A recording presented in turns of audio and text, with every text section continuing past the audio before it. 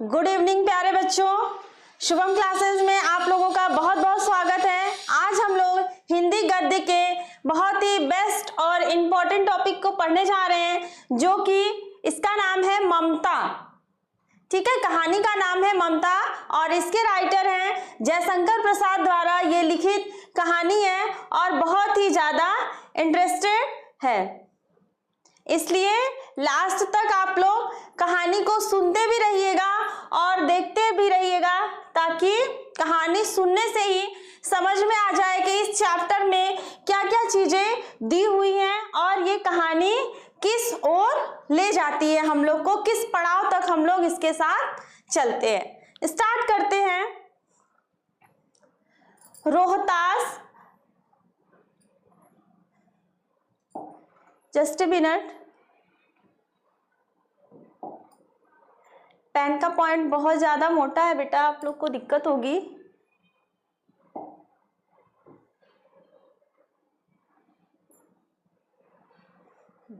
Start करते हैं।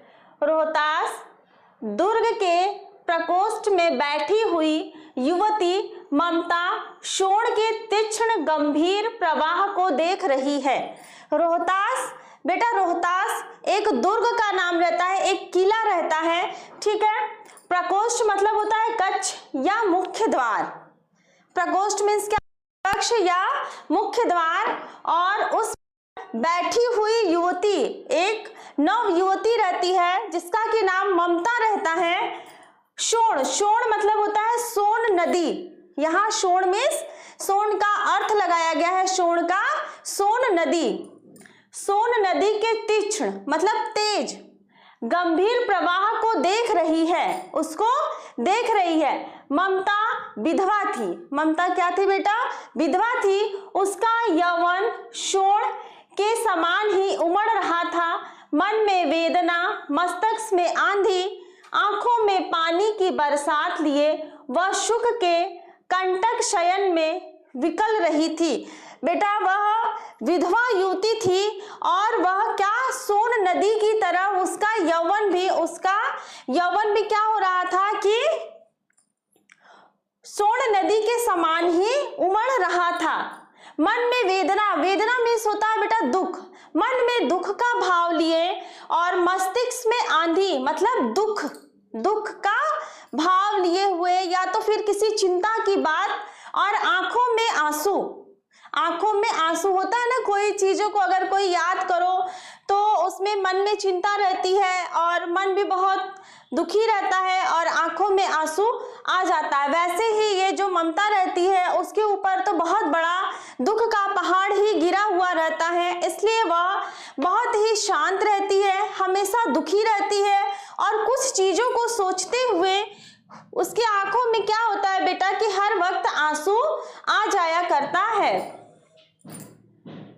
वह रोहतास दुर्गपति के मंत्री चूड़ामणि की अकेली दुहिता, दुहिता में होता है बेटा पुत्री। रोहतास दुर्गपति, जो रोहतास के दुर्गपति थे मतलब जो रोहतास के राजा थे, वो उनकी क्या थी, एकमात्र उनके जो मंत्री थे उनकी एकमात्र दुहिता, दुहिता मतलब उनकी इकलौती पुत्री थी। फिर उसके लिए कुछ अभाव होना असंभव था, परंतु वह विधवा थी। हिंदू विधवा संसार में सबसे निराश्रय, निराश्रय मतलब होता है जिसका कोई आश्रय न हो उसको बोलते हैं निराश्रय, निराश्रय प्राणी है। उसके लिए वह दुखी क्यों रहती है बेटा? कि उसके पास तो किसी चीज की अभाव ही नहीं रहता है। उसके पिता तो जो थे वो खुद ही राजा के मंत्री थे और उसके घर में धन संपदा सब कुछ भरा हुआ था, उसको किसी चीज का अभाव नहीं था। अभाव था तो ये कि उसका पति मर गया था और वह विधवा हो गई थी, बस उसी का उसको अभाव था। और हिंदू विधवा संसार में क्या होता बेटा कि सबसे ज्यादा निराश्रय, उसका कोई आश्रित नहीं होता है। तब उसकी विडंबना का कहाँ अंत था, उसकी सोच का अंत कहाँ था, कहीं उसका अंत नहीं था। चूड़ामणि ने चुपचाप उसके प्रकोष्ठ में प्रवेश किया। शोण के प्रवाह में उसके कलनाद में अपना जीवन मिलाने में वह बेसुध थी। चूड़ामणि, उसके पिता का नाम क्या रहता है बेटा? जो ममता रहती है उसके पिता का नाम चूड़ामणि रहता है। और प्रकोष्ठ मतलब जहां वो बैठी रहती है, उसके कक्ष में चूड़ामणि क्या होता है कि उसके कमरे में आते हैं। लेकिन जो ममता रहती है वो सोन के समान, मतलब सोन नदी के समान, वो अपने दुख में इतनी लीन रहती है, इतनी ज्यादा लीन रहती है कि उसके कक्ष में कोई आए कोई जाए उसको कोई भी फर्क नहीं पड़ता था। कोई फर्क नहीं पड़ता था।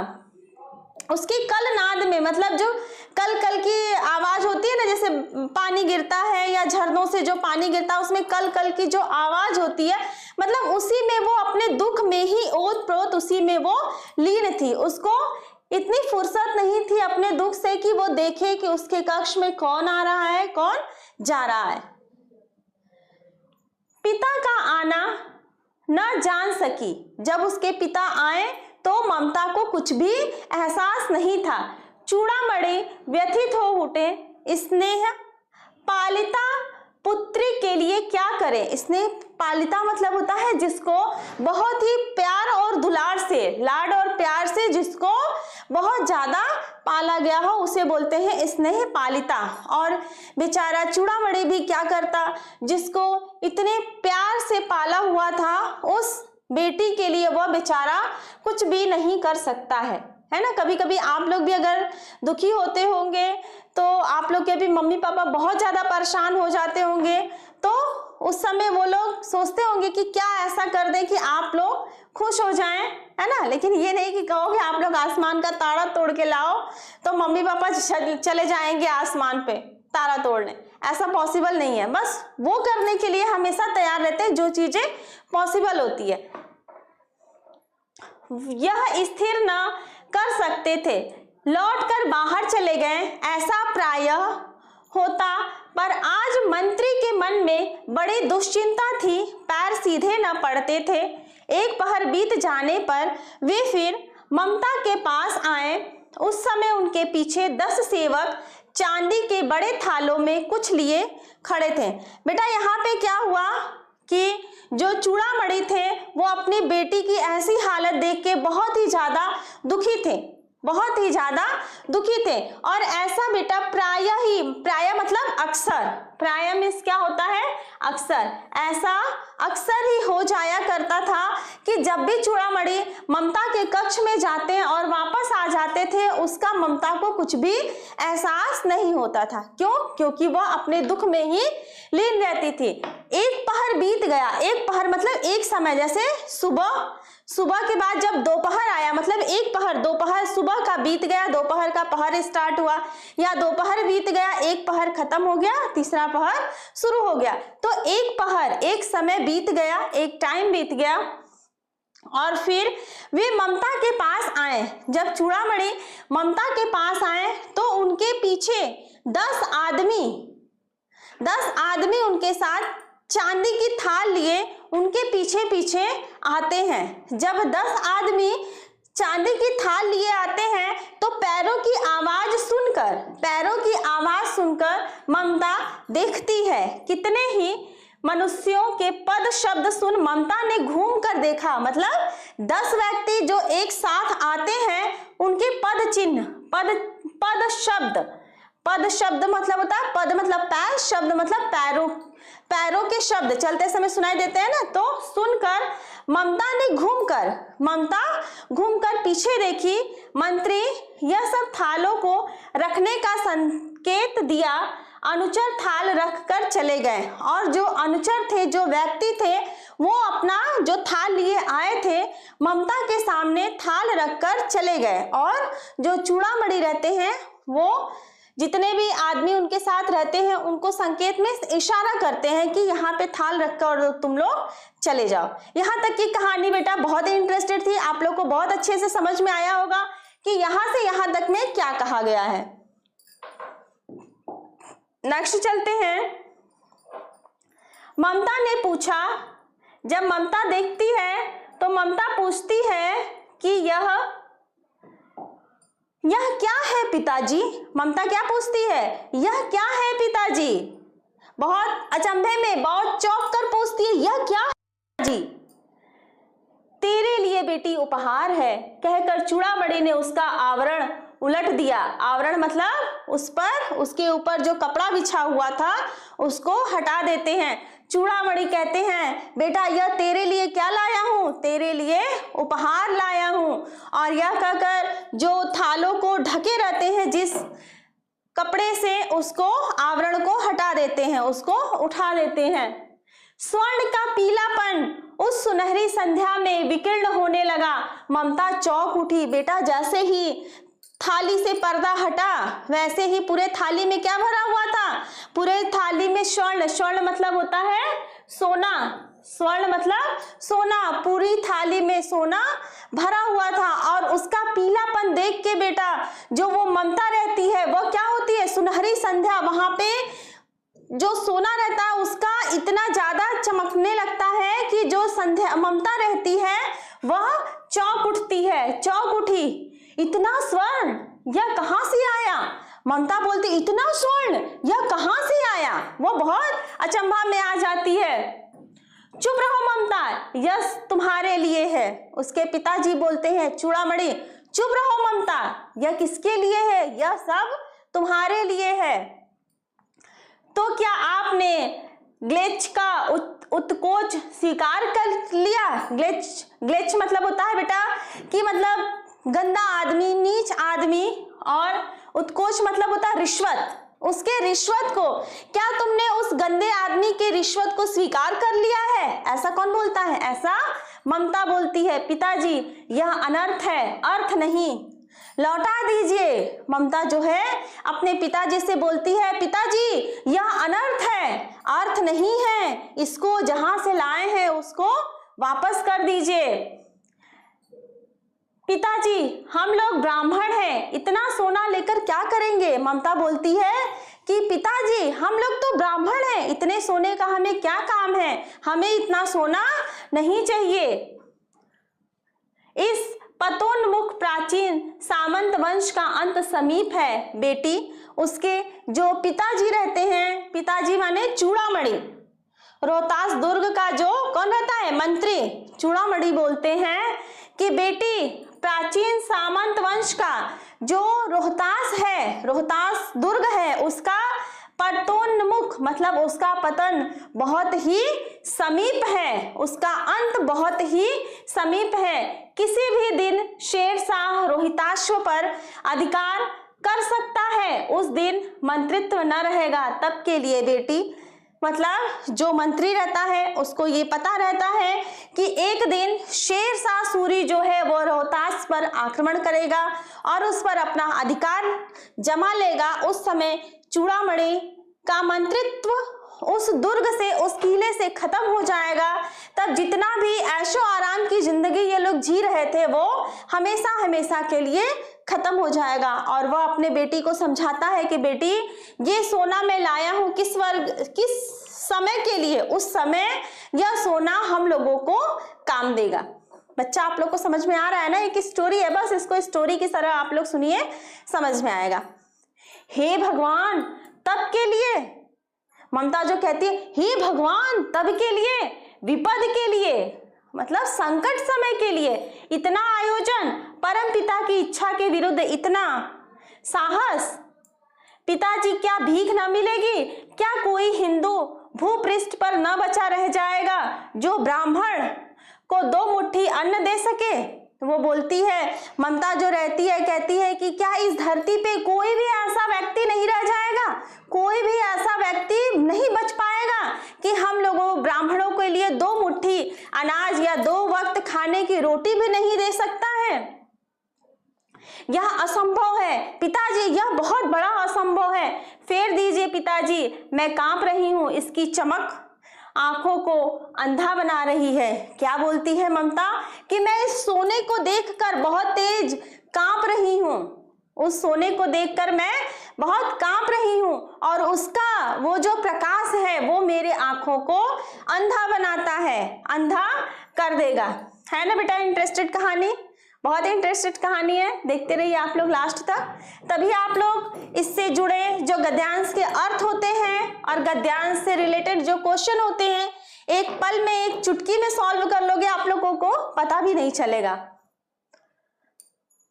चूड़ामणि जब इतना बोलती है, कौन, ममता जब इतनी सारी बातें बोलती है तो चूड़ामणि उससे गुस्सा कर और वहां से क्या होता है, चला जाता है, बोलता है मूर्ख है, कहकर चूड़ामणि चले गए।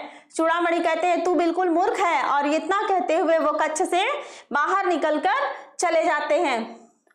दूसरे दिन जब डोलियों का तांता भीतर आ रहा था, ब्राह्मण मंत्री चूड़ामणि का हृदय धक धक करने लगा। वह अपने को रोक न सका। उसने जाकर रोहतास दुर्ग के तोरण पर, तोरण मतलब होता है मुख्य द्वार, तोरण मीन्स क्या होता है, मुख्य द्वार, तोरण पर डोलियों का आवरण खुलवाना चाहा।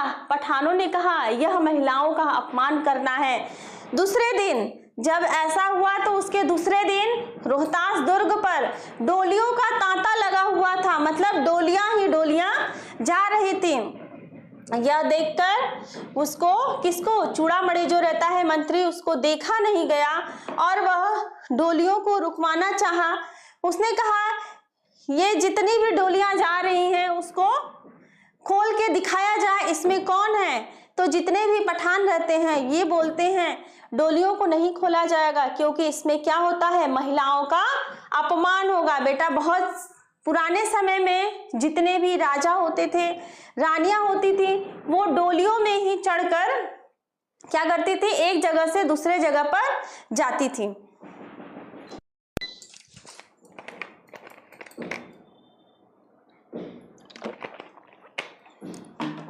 डोलियों पर चढ़कर वो लोग कहीं भी जाती थी। तो पठान क्या बोलते हैं कि इससे क्या होगा कि महिलाओं का बहुत बड़ा अपमान होगा। बात बढ़ गई, तलवारें खींची, ब्राह्मण वहीं मारा गया। बात बढ़ गई, तलवारें वहां पर चलने लगी, ब्राह्मण वहीं मारा गया। जो कौन रहता है, चूड़ामणि, उसी जगह वह मारा जाता है। और राजा रानी और कोच सब छली शेरशाह के हाथ पड़े निकल गई ममता। और उस कंडीशन में बेटा क्या होता है, जो भी वो डोलियां रहती है वो शेरशाह सूरी की रहती हैं, ठीक है, शेरशाह सूरी की ही डोलियां रहती हैं। उसी में जितने भी सैनिक हैं वो अंदर जाते रहते हैं। और जब चूड़ामणि इसको मना करना चाहते हैं तो चूड़ामणि को क्या होता है, वहां पे तलवारें निकलती हैं। बात इतनी बिगड़ जाती है कि तलवार वहां पे चलने लगती है और चूड़ामणि को तलवार लग जाता है और वहां पे बेचारा चूड़ामणि हमेशा हमेशा के लिए उसका स्वर्गवास हो जाता है। और इस कंडीशन में बेटा ममता क्या होती है, ममता वहां से निकल गई, वहां से फरार हो गई। लोग उसे ढूंढते ही रह गए लेकिन कहीं भी उसका पता नहीं चला। डोली में भरे हुए पठान सैनिक दुर्ग भर में फैल गए पर ममता न मिली, ममता नहीं मिली। पूरे जितना भी इतना बड़ा किला और वहां पे चप्पा चप्पा पर शेरशाह सूरी के जितने भी सैनिक थे सब जगह फैल गए। और शेरशाह सूरी ने कहा उस महिला को ढूंढा जाए।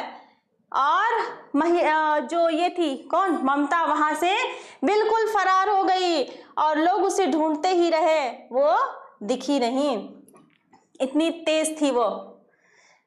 नेक्स्ट चलते हैं। काशी के उत्तर में धर्मचक्र विहार मौर्य और गुप्त सम्राटों की कीर्ति का खंडहर था।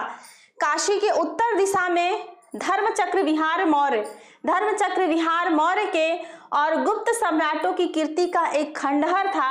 भृंगचूड़ा तृण गुल्मों से ढके हुए प्राचीर मतलब होता है चार दीवारी, तृण मतलब होता है तिनका, और गुल्मों मतलब होता है झाड़ियों, तिनके और झाड़ियों से चार दीवारी ढकी हुई ईंटों के ढेर में बिखरी हुई भारतीय शिल्प की विभूति ग्रीष्म की चंद्रिका में अपने शीतल कर रही थी। मतलब ग्रीष्म की चंद्रिका में, गर्मी की चांदनी में खुद को शीतल कर रही थी। और वो जहां थी वहां पे क्या था कि तृण मतलब तिनके और झाड़ियों से चार दीवारी ढकी हुई और एक खंडहर था जहां पर कि ईंटों के ढेर बिखरे हुए थे और वहां पर भारतीय शिल्प की, जितने भी भारतीय शिल्पकार थे उसकी विभूति दूर दूर तक फैली हुई थी। वहां पर ग्रीष्म की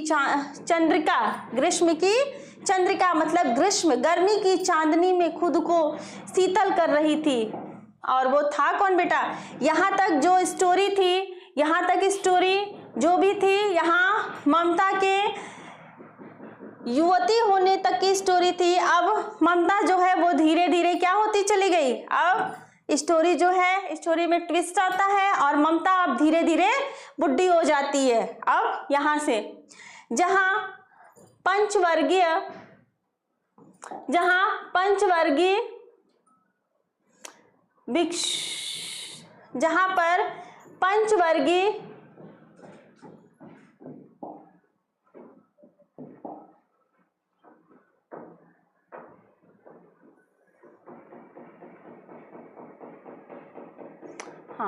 जहाँ पर पंचवर्गीय भिक्षु गौतम का उपदेश ग्रहण करने के लिए पहले मिले थे, जहाँ पर पंचवर्गीय भिक्षु गौतम का, जितने भी उनके शिष्य थे, गौतम का उपदेश लेने के लिए, ग्रहण करने के लिए वहां पर पहले मिले थे। उसी स्तूप के भृगावेश की मलिन मतलब होती है हल्की छाया में एक झोपड़ी के दीपालोक में एक स्त्री पाठ कर रही थी। वहां पे दीपालोक था मतलब हल्का जलता हुआ दीपालोक। वहां पर एक स्त्री जो रहती है वो पाठ करती है। क्या करती है? अन्यास चिंतयन्तो माम ये जना पर्युपासते। मीन्स होता है कि जो व्यक्ति अनन्य चित्त से हमारी पूजा करता है, हमारी वंदना करता है, मैं उसके हर दुख को हरण करता हूँ, उसके दुख को मैं हरण करता हूँ। ये गीता में श्री कृष्ण का दिया हुआ उपदेश है, जिसका कि सिर्फ एक लाइन ही वो पढ़ती है और उसके बाद क्या होता है, जैसे ही वो एक लाइन पढ़ती है उसका पाठ उसी जगह रुक जाता है। एक भीषण और हताश आकृति दीप के मंद प्रकाश में सामने खड़ी थी। उसी समय एक भीषण और हताश मतलब डरी सहमी हुई सी आकृति वहां पर आकर खड़ी हो जाती है। स्त्री उठी, उसने कपाट बंद करना चाहा, परंतु उस व्यक्ति ने कहा, माता मुझे आश्रय चाहिए। और जैसे ही वो स्त्री उठती है, स्त्री कौन रहता है? ममता रहती है। ममता अब बुढ़ी हो जाती है। जैसे ही वह कपाट बंद करना चाहती है, बाहर से आवाज आता है कि माता मुझे यहाँ पर आश्रय मिलेगा, माता मुझे यहाँ पर आश्रय मिलेगा। तुम कौन हो? ममता पूछती है, तुम कौन हो? स्त्री ने पूछा, इट मीन्स ममता ने पूछा, तुम कौन हो? पाठ रुक गया। एक भीषण और हताश आकृति दीप के मंद प्रकाश में सामने खड़ी थी। स्त्री उठी, उसने कपाट बंद करना चाहा, परंतु उस व्यक्ति ने कहा, माता मुझे आश्रय चाहिए। बेटा ये फिर से रिपीट हो गया है, ठीक है। मैं मुगल हूँ, वो कहती है, वो कहता है, जिससे वो ममता पूछती है कि तुम कौन हो। जब वो व्यक्ति ममता पाठ करती रहती है, उस समय एक आदमी वहां पर आता है और पूछता है कि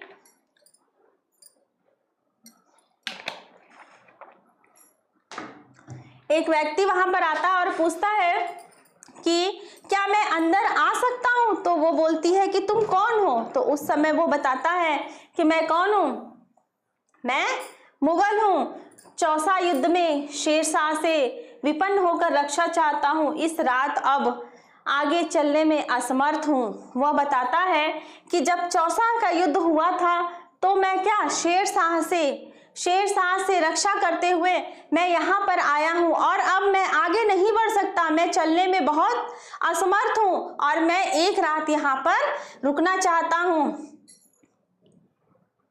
क्या शेरशाह से? क्या शेरशाह से? ममता जो है वो बहुत चौंक जाती है और पूछती है, क्या शेरशाह से? स्त्री ने अपने होठ काट लिए मतलब वो थोड़ी देर के लिए रुक गई। हाँ माता, जो मुगल शासक आया रहता है वो बोलता है, हाँ माता परंतु तुम भी वैसे ही क्रूर हो, वही भीषण रक्त की प्यास, वही निष्ठुर प्रतिबिंब तुम्हारे मुख पर भी है। ममता बोलती है कि तुम भी उसी तरह क्रूर हो, तुम भी उसी तरह क्रूर हो। भीषण रक्त की प्यास, तुम्हारे अंदर भी लोगों को मारने की प्यास लगी हुई है, और वही निष्ठुर प्रतिबिंब, वही ही दूसरे पर दया करने वाला आकृति, करने वाली दया न करने वाली आकृति और तुम्हारे मुख पर मुझे दिखाई दे रही है। सैनिक, मेरी कुटी में स्थान नहीं है। ममता बोलती है, सैनिक, मेरे कुटी में कोई स्थान नहीं है, तुम्हारे रहने के लिए मेरे कुटी में, मेरे कुटिया में कोई जगह नहीं है। जाओ कहीं, जाओ तुम यहाँ से कहीं दूसरा आश्रय ढूंढ लो। वो बोलती है, जाओ यहाँ से कहीं दूसरा आश्रय ढूंढ लो। क्योंकि बेटा ये जो ममता रहती है वो बहुत ज्यादा दुखी हुई रहती है, क्योंकि वही शेरशाह सूरी के जितने भी सैनिक रहते हैं वो क्या करते हैं कि इसके पिता को उसी में मार देते हैं ना, तो उसका जो दुख, जो भूला क्या रहता है, मतलब उसके मन में तो रहता है लेकिन उससे थोड़ा अनभिज्ञ रहती है, उसको नाम सुनते उसको फिर से याद आ जाता है। गला सूख रहा है, गला सूख रहा है, साथी छूट गए हैं। गला सूख रहा है, साथी छूट गए हैं। अश्व गिर पड़ा है, इतना थका हुआ हूं, इतना। कहते कहते वह व्यक्ति धम से बैठ गया। वो जो व्यक्ति रहता है वो बोलता है, मेरा गला सूख गया है, मेरे जितने भी साथी थे वो पीछे छूट गए हैं। और अश्व मतलब होता है घोड़ा, घोड़ा जो है वो गिर रहा है। और यह कहते कहते वह धम से क्या हुआ, जमीन पर बैठ गया, और उसके सामने ब्रह्मांड घूमने लगा। ब्राह्मण नहीं बेटा, सॉरी, ब्रह्मांड मतलब पूरी दुनिया घूमने लगी, मतलब उसके चक्कर आने लगा।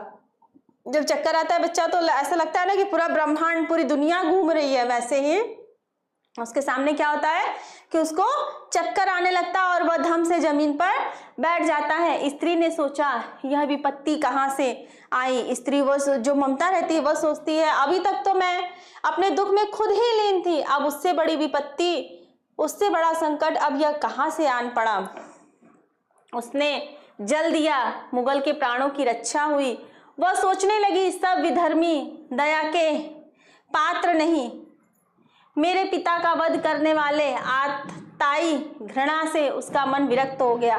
उसने जल दिया, जल मीन्स पानी, उसने उसको पानी दिया और उसके प्राणों की रक्षा हुई। और वो कहती है कि सब जितने भी विधर्मी होते, बेधर्म, विधर्मी मतलब होता है मतलब धर्म से अलग, जिसका कोई धर्म नहीं होता है, उसकी रक्षा करने लायक नहीं है, क्योंकि इन्होंने क्या किया है, मेरे पिता का वध किया है। घृणा से उसका मन विरक्त हो गया और वह नफरत करने लगी उसका, और मन क्या हुआ, बहुत दुखी हो गया। स्वस्थ होकर मुगल ने कहा, माता तो फिर मैं चला जाऊं। स्त्री विचार कर रही थी, मैं ब्राह्मणी हूं, मुझे तो अपने धर्म अतिथि देव की उपासना का पालन करना चाहिए, है ना बेटा। अतिथि देवो भव, वो चाहे कोई भी हो, अगर हमारा दुश्मन भी है, वो हमारे दरवाजे पर आया है तो हमें वैसे ही इज्जत देना चाहिए जैसे हम अपने दोस्त को देते हैं। इसीलिए तो हमारे शास्त्र में कहा गया है, अतिथि देवो भव। तो वो सारी चीजें सोचती है, फिर वो कहती है हमें तो अपने धर्म का पालन करना चाहिए, क्योंकि हमारे धर्म में तो बताया गया है अतिथि देवो भव, है ना, उसका पालन करनी चाहिए, उसकी हमें उपासना करनी चाहिए। और वो मुगल क्या कहता है, तो मैं माता आप यहाँ मैं नहीं रुकूं, मैं यहाँ से चला जाऊं। परंतु यहाँ नहीं, सब विधर्मी दया के पात्र नहीं, परंतु यह दया तो नहीं, कर्तव्य करना है। तब वो बोलती नहीं, सब विधर्मी धर्म के पात्र नहीं है, जितने भी बिना धर्म के हैं वो दया करने के लायक नहीं है, लेकिन मुझे तो अपना कर्तव्य करना है, मैं अपने कर्तव्य का पालन करूंगी। मुगल अपनी तलवार टेक कर उठ खड़ा हुआ। ममता ने कहा, क्या आश्चर्य है कि तुम भी छल करो। ठहरो, छल नहीं, तब नहीं स्त्री, जाता हूं। तैमूर का वंशधर स्त्री से छल करेगा, जाता हूं, भाग्य का खेल है। ममता फिर बोलती है कि रुको रुको, क्या तुम स्त्री से छल करोगे? तो मुगल जो शासक रहता है उसके स्वाभिमान को ठेस पहुंचता है और वह कहता है, नहीं नहीं, मुगल शासक जो है वो कभी स्त्री से छल नहीं करेगा। मुगल शासक जो होते हैं वो कभी स्त्री से छल नहीं करते हैं। ये सब अपने भाग्य, अपने कर्मों का खेल है। बच्चा, आप लोग को आई होप आप लोग को अच्छे से समझ में आ रहा होगा और स्टोरी भी बहुत इंटरेस्टेड होगी, है ना। सुनते रहिए और इसको देखते रहिए। ममता ने मन में कहा, यहाँ कौन दुर्ग है, यही झोपड़ी, न चाहे जो चाहे ले ले, मुझे अपना कर्तव्य करना पड़ेगा। वह बाहर चली गई। ममता बोलती है, जो मुगल शासक रहता है उससे बोलती है, ममता ने मन में कहा, यहाँ कौन दुर्ग है, यहाँ कौन सा किला है, यहाँ तो झोपड़ी है। अपने मन में जैसे नहीं होता है, कोई अगर अपने मन ही मन में बातें करती है कि यहाँ कौन सी यहाँ कौन सा दुर्ग है, मतलब यहाँ कौन सा किला है, यहाँ तो झोपड़ी है, जो चाहे वो ले लो। यह बोलती हुई ममता बाहर निकल जाती है और मुगल से बोली, जाओ भीतर, थके हुए भयभीत पथिक, तुम चाहे कोई हो, मैं तुम्हें आश्रय देती हूँ, मैं ब्राह्मण कुमारी हूँ। वो मुगल जो शासक रहता है उससे बोलती है, जाओ पथिक, तुम मेरी झोपड़ी में आराम कर लो, क्योंकि तुम थके हुए हो, और मैं तुम्हें आश्रय देती हूँ क्योंकि मैं ब्राह्मण कुमारी हूँ, क्योंकि मैं ब्राह्मण हूँ। और ब्राह्मणों का कर्तव्य होता है लोगों की सेवा करना, लोगों के ऊपर दया करना, क्योंकि क्या होता है, अतिथि देवो भव होते हैं। जाओ आराम से हमारे झोपड़ी में आराम कर लो, आश्रय ले लो। सब अपना धर्म छोड़ दें तो मैं भी क्यों छोड़ दूं। सब लोग अपना धर्म भले ही छोड़ दे, लेकिन मैं अपने धर्म को नहीं छोड़ सकती हूँ। मुगल ने चंद्रमा के मंद प्रकाश में वह महिमा में मुखमंडल देखा। उसने मन ही मन नमस्कार किया। ममता पास की टूटी हुई दीवार में चली गई। भीतर थके पथिक ने झोपड़ी में विश्राम किया। इतना बोलने के बाद जो वो पथिक आया रहता है वो क्या करता है, पथिक, कि जो ममता जब बोलती है तो उसके अंदर ही अंदर उसकी ममता में उसके मुखमंडल को देखता है और उसको मन ही मन प्रणाम करता है। और ममता क्या करती है बच्चा, कि उसको झोपड़ी में छोड़कर और एक सामने एक टूटी दीवार रहती है, उसमें जाकर वो चली जाती है। और भीतर जो रहता है वो पथिक मतलब जो मेहमान रहता है, जो मुगल रहता है, वो वहां पे आराम करता है। प्रभात में खंडहर की संधि से ममता ने देखा सैकड़ों अश्वरोही उस प्रांत में घूम रहे हैं। वह अपनी मूर्खता पर अपने को कोसने लगी। जब प्रभात मतलब होता है सुबह, प्रभात में सुबह, जब सुंदर सवेरा होता है बेटा, और वहां पर जब ममता उठती है तो वह देखती है कि सैकड़ों अश्वरोही मतलब घोड़े पर सवार होकर सैकड़ों लोग दूर दूर तक वहां पर फैले हुए हैं। और उसे देखकर ममता भयभीत होती है और अपने मन ही मन कहती है, अपने को क्या कहती है, मूर्ख करती है कि मेरी मूर्खता है। और वह अपनी मूर्खता पर कोसने लगती है कि मैंने उस पथिक को रात में आश्रय क्यों दिया। अब उस झोपड़ी से निकलकर उस पथिक ने कहा, मिर्जा मैं यहाँ हूँ। शब्द सुनते ही प्रसन्नता की चित्कार ध्वनि से वह प्रांत गूंज उठा। ममता अधिक भयभीत हुई। पथिक ने कहा, वह स्त्री कहाँ है, उसे खोज निकालो। जब सुबह अश्वरोही आते हैं और उसको आवाज लगाते हैं तो उस समय जो मुगल शासक रहता है वह बोलता है मैं यहाँ हूँ। और जितने सैकड़ों अश्वरोही घोड़े पर सवार होकर वहां पर आए रहते हैं, उनके मन में प्रसन्नता का भाव वहां पर मिल जाता है, क्योंकि वह अपने किसको, मुगल शासक को जिंदा वहां पर मिल जाता है। और वह जो मुगल शासक रहता है वह बोलता है, वह स्त्री कहाँ गई, उसको ढूंढ निकालो, उसको खोज निकालो।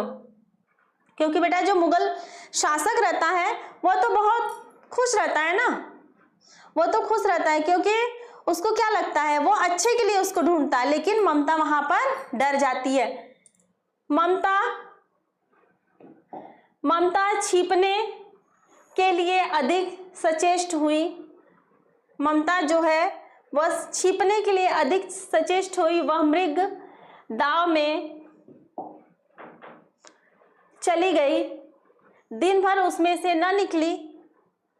संध्या में जब उन लोगों के जाने का उपक्रम हुआ, ममता ने सुना पथिक घोड़े पर सवार होते हुए कह रहा है, मिर्जा, उस स्त्री को मैं कुछ दे न सका, उसका घर बनवा देना। ममता इतने डर गई कि सामने एक क्या रहता है, मृग दाव। मृग दाव मतलब होता है, मृग मतलब हिरण। हिरण को रहने की जगह जो रहती है, ममता वहां चली जाती है और दिन भर उसी जगह रहती है। और वो जो मुगल शासक रहता है सब जगह ममता को ढूंढता है, लेकिन ममता उसको कहीं दिखती नहीं है। तो वो बोलता है कि यह स्त्री तो मुझे नहीं मिली, लेकिन तुम उसका घर बनवा देना, क्योंकि मैंने इस झोपड़ी में क्या किया है, मैंने इस झोपड़ी में विश्राम किया है उसका, क्योंकि मैंने विपत्ति में, मैंने दुख में, संकट में यहाँ पर विश्राम पाया है। यह स्थान भूलना मत। इसके बाद में वे चले गए और वो बोलते हैं कि इस स्थान को मत भूलना, इसको घर बनवा देना, क्योंकि विपत्ति के समय, संकट के समय मैंने यहाँ पर आश्रय लिया था, इसको भूलना मत। और इस बात को ममता ने सुना हुआ था, ममता ने सुन लिया। चौसा के मुगल पठान युद्ध को बहुत दिन बीत गए। ममता अब 70 वर्ष की वृद्धा है। ममता अब धीरे धीरे क्या हो गई, वो तो वृद्धा हो ही जाती है, लेकिन उसकी उम्र कितनी हो गई, 70 वर्ष की। 70 वर्ष की हो गई थी। वह अपनी झोपड़ी में एक दिन पड़ी थी। शीतकाल का प्रभात था। शीतकाल मतलब ठंडी की सुबह थी। उसका जीर्ण कंकाल खांसी से गूंज रहा था। जीर्ण शरीर मतलब उसका जो शरीर है वह खांसी से गूंज रहा था। ममता की सेवा के लिए गांव की 2-3 स्त्रियां उसे घेर कर बैठी थीं। उसकी सेवा के लिए उसका ममता का तो कोई था नहीं, इसलिए गांव की 2-4 स्त्रियां उसे घेर कर बैठी हुई थीं, क्योंकि वह आजीवन सबके सुख दुख की सहभागिनी रही। ममता ने जल पीना चाहा। एक स्त्री ने सीपी से जल पिलाया। सीपी मतलब होता है बेटा वो जो समुद्र में मिलता है ना, उसमें सीप की तरह रहता है, ऐसा खोखले की तरह, ठीक है। उसमें क्या होता है कि पानी लो, या जैसे बहुत पहले छोटे बच्चों को भी उसमें थोड़ा थोड़ा दूध रख के पिलाया जाता था, तो वो ऐसे शीप की तरह होता है। तो जो औरतें रहती हैं वो थोड़ा थोड़ा उसको शीप से क्या करती हैं, जल मीन्स पानी पिलाती हैं। सहसा एक अश्वरोही उसी झोपड़ी के द्वार पर दिखाई पड़ा। वह अपनी धुन में कहने लगा, मिर्जा ने जो चित्र बनाकर दिया है वह तो इसी जगह का होना चाहिए। वह बुढ़िया मर गई होगी, अब किससे पूछें कि एक दिन शहंशाह हुमायूं किस छप्पर के नीचे बैठे थे। यह घटना भी तो 47 वर्ष से ऊपर की हुई। वहां पर एक जो अश्वरोही है, घोड़े पर सवार होकर एक व्यक्ति वहां पर आया और शेरशाह हुमायूं ने जैसे उसको वो चित्र बनाकर दिया था खंडहर का, वो चित्र उसी जगह पर खड़ा था और वह ढूंढ रहा था। ढूंढते ढूंढते उसको मिला, तो उसने कहा कि ये जो घर, ये खंडहर है, जैसा कि शेरशाह ने बताया था वैसा ही है, लेकिन मैं किससे पूछूं, जिस बुढ़िया का था ये बुढ़िया भी तो मर गई होगी। धीरे धीरे बात कितनी साल पुरानी हो गई, 47 साल पुरानी हो गई। उसी समय क्या होता है, ममता ने अपने विकल कानों से सुना। ममता ने अपने विकल कानों से सुना। उसने पास की स्त्री से कहा, उसे बुलाओ। अश्वरोही पास आया। ममता ने इस बात को अपने कानों से सुन लिया और जो उसके पास स्त्रियां बैठी थी उनसे कहा कि उस व्यक्ति को बुलाओ, उस अश्वरोही को बुलाओ। ममता ने रुक रुक कर कहा, मैं नहीं जानती कि वह शहंशाह था या साधारण मुगल, पर एक दिन इसी झोपड़ी के नीचे वह रहा। मैंने सुना था कि वह मेरा घर बनवाने की आज्ञा दे चुका था। मैंने आजीवन अपनी झोपड़ी के खोदे जाने के डर से भयभीत रही। भगवान ने सुन लिया, मैं आज इसे छोड़े जाती हूँ।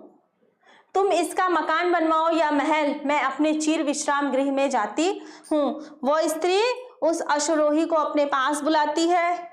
वह स्त्री कौन? ममता। और कहती है कि शहंशाह थे कि वो कौन थे मुझे नहीं मालूम, लेकिन मुझे इतना पता है कि वह एक दिन मेरे इस कुटिया, मेरे इस झोपड़ी में विश्राम किए थे।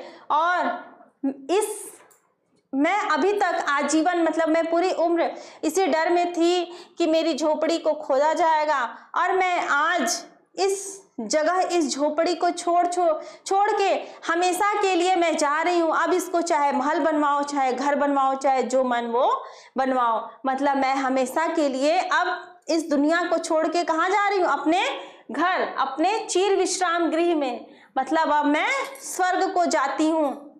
वह अश्वरोही आवक खड़ा था। बुढ़िया के प्राण पक्षी अनंत में उड़ गए, और धीरे धीरे बेटा उस बुढ़िया के प्राण क्या हो गए? विलीन हो गए, स्वर्ग में चले गए। वहां एक अष्टकोण मंदिर बना, और उस पर शिला लेख लगाया गया। और वहां पर एक अष्टकोण का मंदिर बनता है, वहां पर शिलालेख लगवाया जाता है। सातों देश के नरेश हुमायूं ने एक दिन यहाँ विश्राम किया था। सातों देश के जो नरेश रहते हैं हुमायूं, एक दिन यहाँ पे विश्राम किए। उसके पुत्र अकबर ने उसकी स्मृति में यह गगनचुंबी मंदिर बनवाया। उसके पुत्र किसने? अकबर ने उसकी याद में एक बहुत बड़ा वहां पर मंदिर बनवाया, पर उसमें ममता का कहीं नाम नहीं, ममता का कहीं पर भी नाम नहीं। यहीं पर ये कहानी जो होती है इसी जगह खत्म होती है। बेटा ममता ने उस संकट में शेरशाह को उबारा, लेकिन वो जो उस जगह पर जो मंदिर बना वहां पर ममता का कोई नामो निशान नहीं, कोई भी नामो निशान नहीं। दूर दूर तक लोग बस खाली देखने आए कि वो राजा का स्मृति क्या है, स्मृति चिन्ह वहां पर है, राजा ने वहां विश्राम किया था। लेकिन किसने उन्हें विश्राम करवाया, किसने उन्हें आश्रय दिया, इसका दूर दूर तक कोई नाम नहीं। जैसे बेटा कोई भी बच्चा IAS PCS या डॉक्टर इंजीनियर बन जाता है तो नाम किसका होता है? नाम उस बच्चे का होता है, उनके माता पिता का होता है, लेकिन उनके पीछे कितने गुरु लोग, कितने कितने स्कूलों से वो पढ़कर, और जब वो बचपन में जिस स्कूल से पढ़ा रहता है, जहां पर बेटा उसके बेस मजबूत होते हैं, जहां पर उसके बेस मजबूत होते हैं, उस स्कूल का, उस टीचर का तो दूर दूर तक कोई नामो निशान तक नहीं होता है। और सारा श्रेय किसको जाता है? जो IAS PCS की कोचिंग की तैयारी करवाते हैं बच्चों को, उनका नाम होता है कि नहीं बड़े अच्छे कोचिंग से या बड़े अच्छे इंस्टीट्यूट से बच्चे ने पढ़ा, तैयारी किया, वगैरह वगैरह, ये सारी चीजें होती है। लेकिन कोई भी एक बार ये नहीं सोचता कि जब जड़ मजबूत होता है तो उसके तने भी मजबूत होते हैं, उसका बेस कहाँ से मजबूत था, इसकी तरफ कोई ध्यान नहीं देता है। उसी तरह बच्चा ये भी है कि ममता ने उसे आश्रय दिया, ममता उसे अपने पास रखती है जिससे कि उसके प्राणों की रक्षा होती है, लेकिन कहीं पर भी उसका नाम नहीं रहता है। इस तरह बेटा ये ममता कहानी जयशंकर द्वारा रचित, जो कि बहुत ही इंटरेस्टेड कहानी थी, इसी जगह इसका समापन होता है। ममता कहानी के राइटर है कौन है? जयशंकर प्रसाद। उनकी जीवनी और गद्यांश से आधारित जितने भी प्रश्न उत्तर आते हैं उसको हम लोग सॉल्व करेंगे। स्टार्ट करते हैं। ममता कहानी बेटा बहुत ही इंपॉर्टेंट है। इससे क्या क्वेश्चन आंसर भी आते हैं। क्वेश्चन आंसर ऐसा नहीं आता कि आप लोग इसको कर नहीं पाओ, जितने भी गद्यांश का अर्थ रहता है उसी से रिलेटेड क्वेश्चन आते हैं, जो कि बहुत ही इजी है और आप लोग बहुत आसानी से कर सकते हो।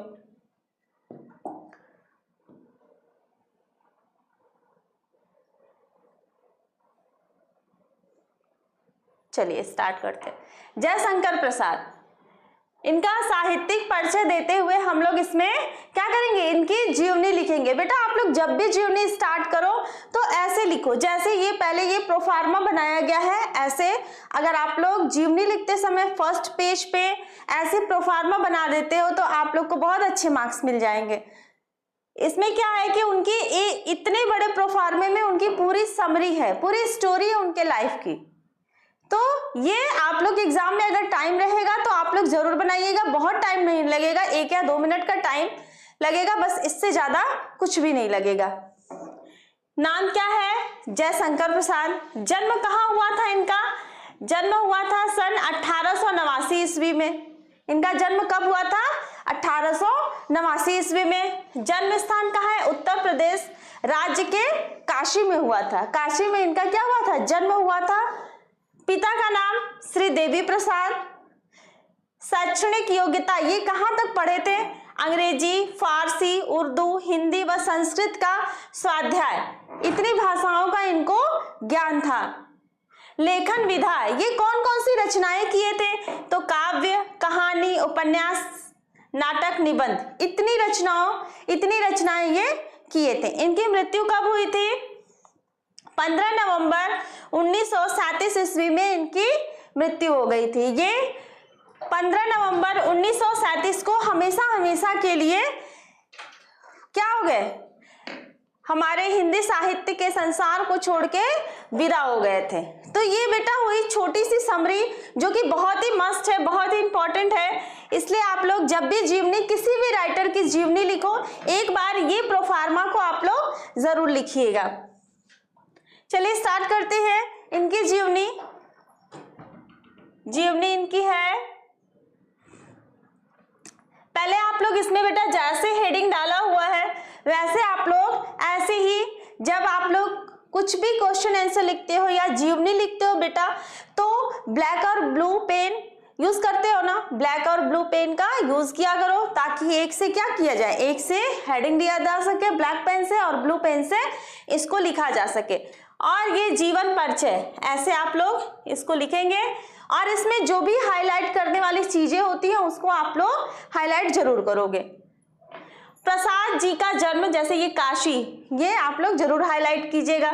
सुगनी साहू 30 जनवरी 1889 ईस्वी, श्री देवी प्रसाद। ठीक है, इसमें कुछ चीजें ऐसी हैं जिनको हाईलाइट करना है, तो अब अगर आप लोग हाईलाइट करोगे तो और भी अच्छा होगा। लिखने को बेटा सब लोग लिखता है, हर कोई लिखता है, लेकिन लिखने का ट्रिक हर किसी को नहीं आता है। क्यों किसी का 97-98% आ जाता है, क्यों किसी का नहीं आता है? इसलिए बेटा क्योंकि जो बच्चे लिखते हैं, बहुत लोगों को लिखने की ट्रिक पता होती है, वो सारी चीजों को भले ही उसको छोटा लिखेंगे लेकिन उसको अच्छा लिखते हैं। मतलब देखने के बाद जो एग्जामिनर होता है वो भी अट्रैक्टिव हो जाता है, उसको भी लगता है कि नहीं बच्चे ने बहुत मेहनत किया है। लिखने का वे होता है। किसी किसी क्वेश्चन को बच्चे बहुत अच्छे से बता पाते हैं, कोई बच्चे बहुत अच्छे से नहीं बता पाते। इसलिए मैं जो भी जीवनी लाई हुई वो बहुत शॉर्ट में है, बहुत बड़ा नहीं है, 4-5 पेज का नहीं है कि आप लोगों को लिखने में बहुत टाइम वेस्ट होगा। छोटा सा है, आप लोग चाहो तो इसको लर्न करके एग्जाम में बहुत अच्छे से लिख सकते हो। प्रसाद जी का जन्म काशी के सुगनी साहू नाम के प्रसिद्ध वैश्य परिवार में 30 जनवरी 1889 को हुआ था। पिताजी का नाम क्या था? इनके पिताजी का नाम था देवी प्रसाद। इनका जन्म 30 जनवरी 1889 ईस्वी को उत्तर प्रदेश के काशी में हुआ था और इनके पिता का क्या नाम था? देवी प्रसाद। बचपन में ही इनके माता पिता की मृत्यु हो गई। बच्चा बचपन में ही, जब ये छोटे थे उसी समय इनके माता पिता की मृत्यु हो गई और मृत्यु के बाद इनका घर का पालन पोषण करने का पूरा भार इनके बड़े भाई शंभुनाथ के ऊपर आ गया। परिवार का सारा भार इनके बड़े भाई पर आ गया। सर्वप्रथम इनका नाम क्वींस कॉलेज में लिखाया गया। इनके बड़े भाई के ऊपर इनके परिवार का पूरा भार आ गया। ठीक है, फिर इनका नाम, इनके बड़े भाई ने क्या किया कि इनका नाम जो है वो क्वींस कॉलेज में इनका नाम लिखवाया गया। पहले एडमिशन नहीं बोलते थे, क्वींस कॉलेज में इनका नाम लिखवाया गया, इट मीन्स एडमिशन हुआ। लेकिन वहां पे क्या हुआ, इनका मन पढ़ाई में नहीं लगा। ये पढ़ाई में बिल्कुल इनका मन लगता ही नहीं था, क्योंकि इनको जैसे बचपन में इनके माता पिता का देहांत हो गया था तो इनका मन जो है हर समय विचलित हुआ करता था, इनका मन पढ़ाई में नहीं लगता था और घर पर ही योग्य शिक्षकों से अंग्रेजी और संस्कृत का अध्ययन करने लगे। घर पर ही ट्यूटर बुला के ट्यूशन ये पढ़ने लगे। इनके जो बड़े भाई थे वो टीचर को बुला के इनको घर पर ही सारे सब्जेक्ट का नॉलेज देते थे।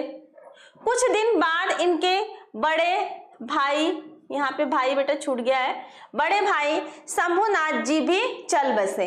कुछ दिन बाद बेटा इनके बहुत ही इनको सदमा लगा कि कुछ ही दिन बाद, जैसे ये अभी माता पिता की मृत्यु के बाद ये संभले भी नहीं थे, तब तक इनके जो बड़े भाई हैं शंभुनाथ, वो भी हमेशा हमेशा के लिए क्या हो गए, इस दुनिया से विदा हो गए। अब सारा भार प्रसाद जी के कंधों पर था। अब घर का, क्योंकि जो शंभुनाथ थे वो बड़े भाई थे, उसके बाद जयशंकर प्रसाद थे, तो घर का पूरा जो मतलब भार है वो प्रसाद जी के कंधों पर आ गया। इन्होंने 3 शादियां की थी, किंतु तीनों ही पत्नियों की असमय मृत्यु हो गई। एक शादी की है, उस पत्नी की मृत्यु हो गई, फिर दूसरी शादी की है, उसकी भी मृत्यु हो गई। इनकी किस्मत इतनी खराब थी कि तीसरी शादी की है, उसकी भी मृत्यु हो गई। असमय ही इनकी तीनों पत्नियों की मृत्यु हो गई। इनको इतनी सारे लोगों की मृत्यु देखना था। इसी बीच इनके छोटे भाई की मृत्यु हो गई। अब इसके बाद क्या हुआ, इसके बाद इनके जो छोटे भाई थे उनके भी मृत्यु हो गई। बेटा जब इतनी ज्यादा परिवार में जब मृत्यु हो गई तो सोच लीजिए इनकी क्या स्थिति रही होगी कि ना इनको कोई संभालने वाला ना समझाने वाला। इतनी ज्यादा मृत्यु के बाद कैसे कोई आदमी जीवित रहेगा, ये तो जिसके ऊपर पड़ता है वही समझ पाता है। तो इनके भाई की भी मृत्यु हो गई। इन सभी असामयिक मौतों से यह अंदर ही अंदर टूट गए। इतनी मृत्यु, माता पिता, 2 भाई, उसके बाद 3 पत्नियां, इतनी मृत्यु होने के बाद बेटा ये अंदर ही अंदर बहुत ज्यादा टूट गए थे। संघर्ष और चिंताओं ने स्वास्थ्य को बहुत हानि पहुंचाई। चिंता चिता समान होता है ना, चिंता चिता के समान होता है। इनको अंदर ही अंदर जो चिंताएं थी वो खाती गई, मतलब उनको तोड़ती गई। उनका शरीर जो है अंदर से बिल्कुल खोखला हो चुका था। क्षय रोग से पीड़ित होने के कारण 15 नवंबर 1937 ईस्वी को मात्र 47 वर्ष की आयु में 47 वर्ष की आयु में इनका क्या हो गया, निधन हो गया। हिंदी साहित्य का ये जो लेखक है वो हमेशा हमेशा के लिए इस संसार से विदा हो गया। और क्या हुआ, इससे हिंदी साहित्य को बहुत बड़ी हानि हुई है। और इतने ही वर्ष में बेटा, इतने ही वर्ष में इन्होंने हिंदी साहित्य को बहुत ही अमूल्य निधि प्रदान की है। अब आप देख लीजिए कितना छोटा सा है कि आप लोगों को सुनते सुनते लर्न हो गया होगा कि इनका जन्म कब हुआ, इनकी मृत्यु कब हुई और इन्होंने कहाँ तक पढ़ाई की, क्या क्या इनको किन किन विषयों का इन्हें नॉलेज था। यहाँ तक आप लोगों को अच्छे से आ गया होगा। अब हम चलते हैं नेक्स्ट पे, साहित्यिक परिचय। बेटा जीवनी बहुत ज्यादा लिखने की जरूरत नहीं है कि आप लोग 10-5 पेज भरते रहो, इसकी बहुत ज्यादा जरूरत नहीं है। लिखो उतना ही लिखो जितना सॉलिड हो। और हाँ, जब भी लिखो जैसे कोई चीजों की हेडिंग अगर है तो उसको आप लोग जरूर लिखो। ये जैसे साहित्यिक परिचय, आप इसको हेडिंग लिख के इसको हाईलाइट कीजिए ताकि देखने में भी अच्छा लगे। और अगर उसके अंदर 10-15 लाइन भी लिख लेते हो तो आप लोग को अच्छा नंबर मिलेगा। साहित्यिक परिचय। प्रसाद जी के काव्य में सौंदर्य एवं प्रेम के साथ मानवतावादी दृष्टिकोण है।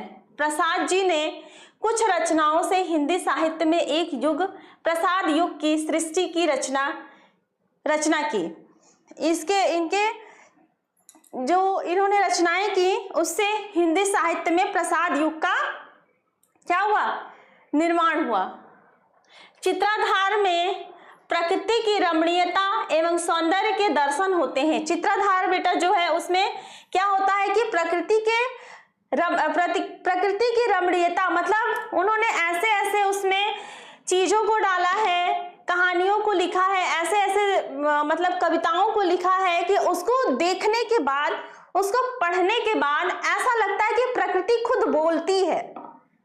इतना अच्छा लगता है कि प्रकृति कुछ न कुछ हम लोगों को संदेश देती है, प्रकृति कुछ बोलती है। इनकी रचनाएं ऐसी हैं। प्रेम पथिक में मानव और सौंदर्य के प्रति जिज्ञासा का भाव व्यक्त हुआ। आंसू एक विरह काव्य है तथा कामायनी में प्रसाद जी की सिद्धावस्था एवं आध्यात्मिकता पूर्ण परिपाक हुआ। अतः प्रसाद जी का हिंदी साहित्य में योगदान सदैव अविस्मरणीय रहेगा। बेटा इन्होंने जो भी कुछ लिखा है वो इतना अच्छा लिखा है। अब इसी चैप्टर को देख लीजिए, ममता जयशंकर प्रसाद ने जो लिखा है वो कितनी अच्छी कहानी है बेटा कि वो पढ़ने के बाद कुछ पल के लिए जो है क्या होता है, कुछ पल के लिए इतनी दर्दनाक कथा है उसमें, इतनी दर्दनाक कहानी है कि अगर उसको ढंग से पढ़िए तो वो बहुत ही, उसको पढ़ने के बाद बहुत कष्ट होता है कि इतनी अच्छी अच्छी स्टोरी इन्होंने लिखा है कि इनका जो भी देन है वो हिंदी साहित्य में बहुत ही अमूल्य है। तो हिंदी साहित्य में भी ये सारी चीजें, बस इतना आप लोग लिखिएगा। नेक्स्ट आता है बेटा कृतियां। इनकी कौन कौन सी कृतियां हैं?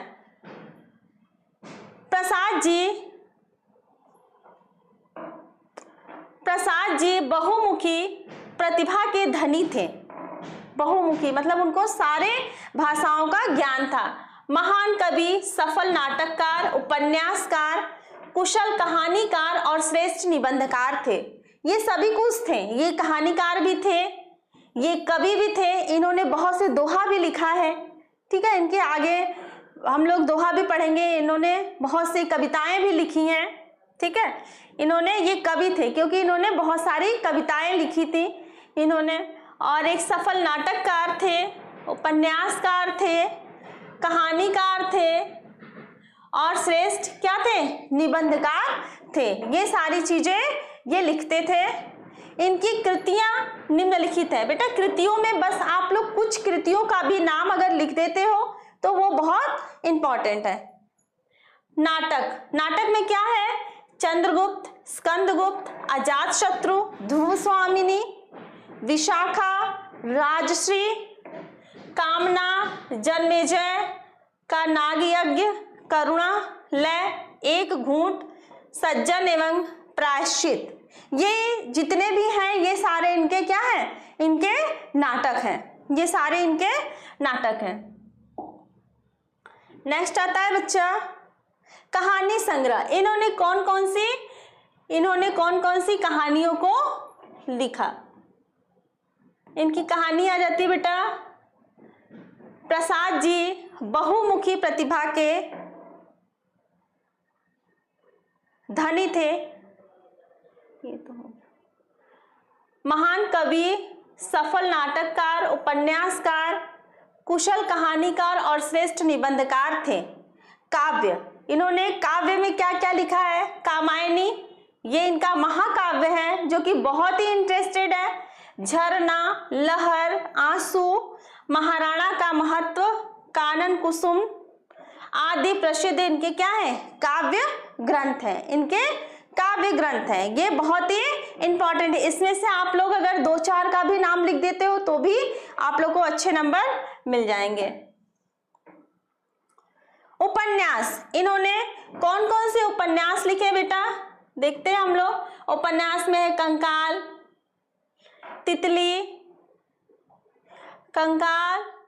तितली, इरावती, अपूर्ण। ये सारे इनके क्या है? ये सारे इनके उपन्यास हैं। निबंध संग्रह में काव्य कला और अन्य निबंध है और सारे अन्य निबंध है। बेटा ये इनकी क्या है? ये इनकी कृतियां हैं। कृतियों में हम 2-4 भी नाम लिख देते हैं तो वो भी, उसमें भी अच्छे मार्क्स मिलेंगे। इसमें मैं बहुत ज्यादा ऐड नहीं की हूँ क्योंकि बेटा जीवनी आप लोग को पढ़ना है। कुछ जीवनी गद्य से पढ़ना है, कुछ जीवनी काव्य से पढ़ना है। इसलिए सारी जीवनी को याद कर पाना या याद रख पाना पॉसिबल नहीं होता है। इसलिए कृतियों में 1-2 कृतियों का नाम भी लिख दोगे तो भी वो अच्छा रहेगा। आते हैं अब इनकी भाषा शैली है। ये किस भाषा शैली में अपने जो है वो रचनाएं करते थे। क्या है, प्रसाद जी की भाषा कैसी थी, शुद्ध थी। प्रसाद जी की भाषा शुद्ध, सरस, साहित्यिक एवं संस्कृत निष्ठ खड़ी बोली थी। ये जो भी रचनाएं लिखते थे या जो भी कविताएं लिखते थे उसमें क्या, इनकी भाषा जो होती थी शुद्ध होती थी और सरस थी, साहित्यिक एवं संस्कृत निष्ठ खड़ी बोली थी, ताकि इसको लोगों को समझने में बहुत ज्यादा कठिनाई ना हो, समझने में बहुत आसानी रहे।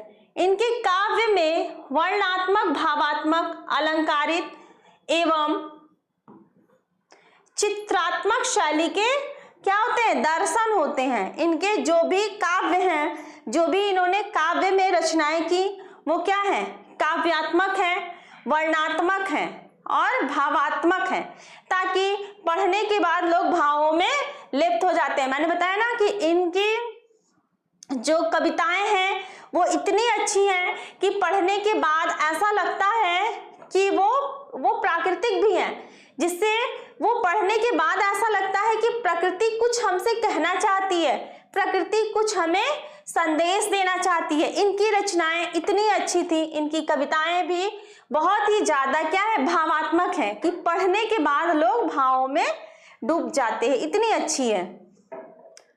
इस तरह बच्चा हम लोगों ने जयशंकर प्रसाद की जीवनी को बहुत अच्छे से, बहुत इजी तरीके से पढ़ा कि उनका जन्म कब हुआ था, उनका साहित्यिक, हिंदी साहित्य में जो उनका योगदान है वो अमूल्य है, उनकी कृतियां कौन कौन सी हैं, और आप लोग कृतियों को थोड़ा थोड़ा भी कृतियों को अगर आप लोग लिखेंगे तो वो भी अच्छा रहेगा।